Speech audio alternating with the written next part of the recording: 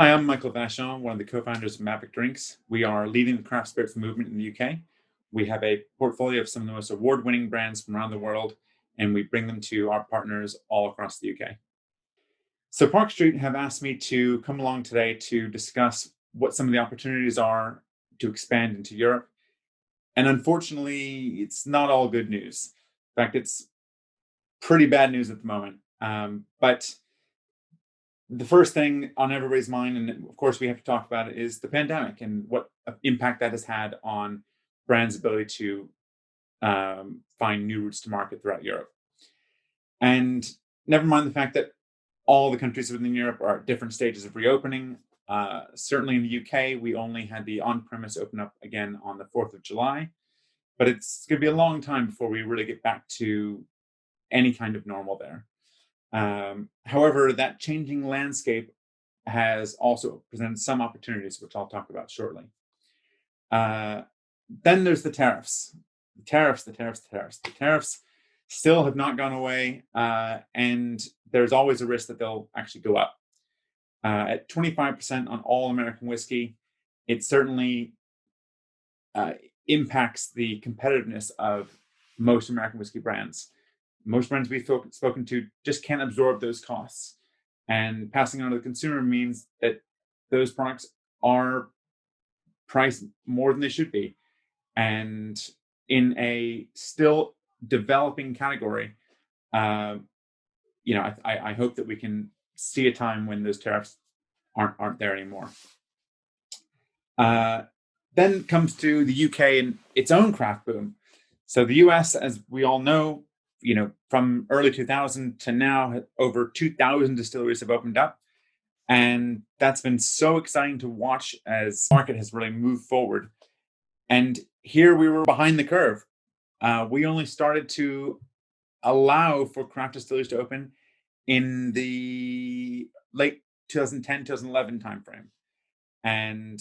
But since then, we have now had almost 500 distilleries have opened up in that short 10 years. And there's an increasing push to get consumers to try local, support local brands.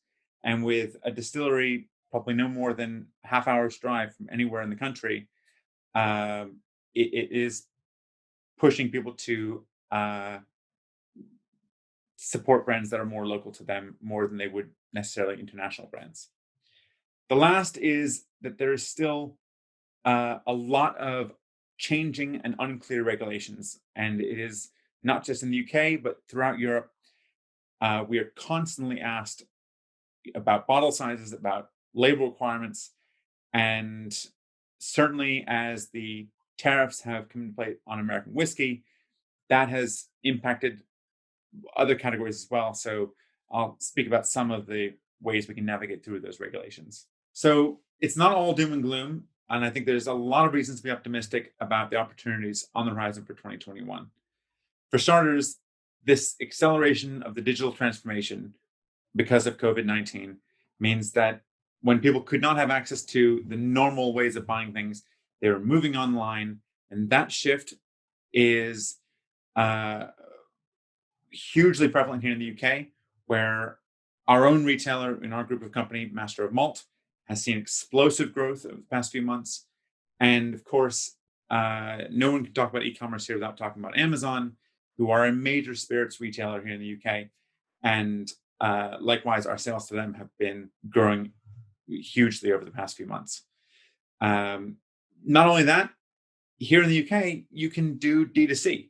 So there is nothing stopping a brand from launching its own website or through social media and selling directly to consumers. And I think that opens up a whole world of possibilities for brands that maybe they wouldn't have otherwise. Second point is that this is a pretty big year in politics, both in the US and the UK. We don't know yet how the US election is going to go, but I think regardless of how it goes, the next administration or the same administration going forward, I think still presents opportunities to renegotiate the terms that have resulted in these tariffs with both the UK and the EU. But also, consumers are still open to trying new brands. As the consumer's purchasing behavior has shifted online, so has their willingness to try new products.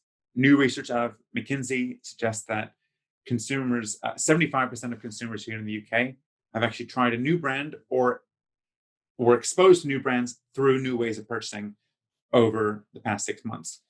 And we're seeing that in our sales. We're really able to release new products faster and get real buy-in from a much wider set of consumers than we had before.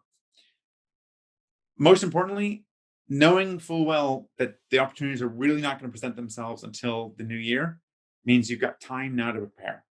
And I think there are some easy things you can do to get in place to be ready for when those opportunities are there to be able to capitalize on them in 2021. So there's a lot you can do now to start getting ready for the new year. And I say getting fit probably because gyms here just opened up about a month ago, and I've only just started going back. So it's fresh on my mind. There are a lot of ways that you can get your brand fit and ready for 2021. For starters, you may already know this, and but it's still the first question that always comes up with us is, do you need 700 ml bottles to go into Europe? And the answer unequivocally is yes. The law states that you must have a 700 ml bottle. Are there ways around it? Yes, there are. People talk about short filling, changing labels, but they're all half-assed solutions. And by and large, if you want to do it right, it's better to do it right the first time, because otherwise you may have to change in a year's time, and there are a number of issues that come with that. And then when it comes to labels, I think it's important to recognize that certainly for American whiskey, even though in the US, I know it just needs to be aged in new American oak barrels, here it must be aged at a minimum of 3 years, or it cannot be called whiskey. And I know there are some fantastic whiskeys out there that are under 3 years old. You just simply can't legally call them whiskey here if they've not been in the barrel for at least 3 years. And that tends to be a limitation for a lot of craft distillers who are still finding their feet and just getting started or having their first releases. Then I'd say it's important to do your homework on the markets you want to enter, because a lot of people have often said to us that they want to enter Europe via the UK, with the UK being kind of their launch because it's seemingly easier. They understand the culture, they understand the language. However, the UK is, I would say, the most competitive market in all of Europe.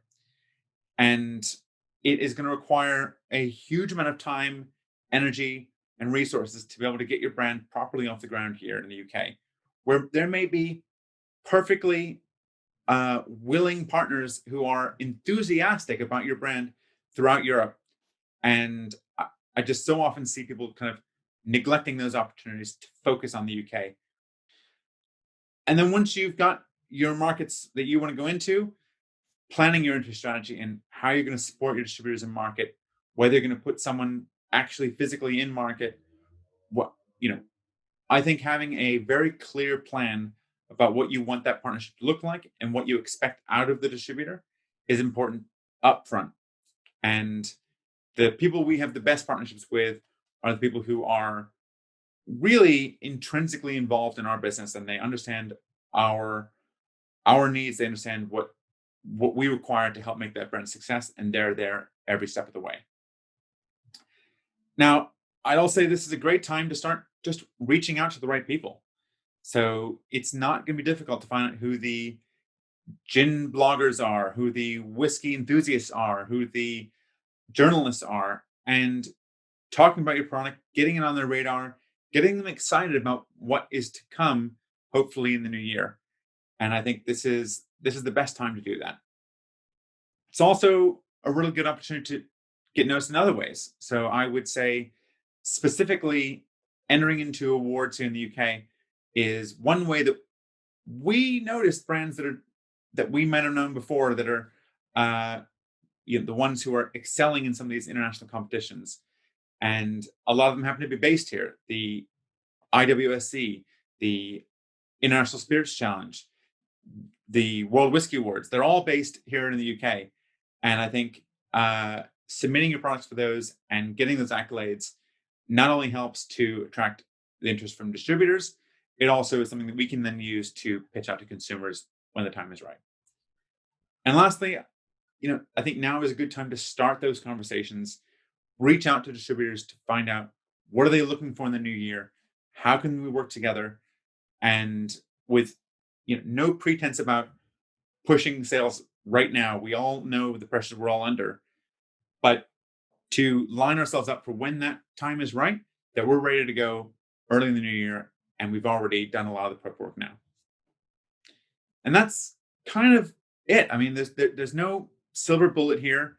We're always happy to have a conversation and help brands as much as we can.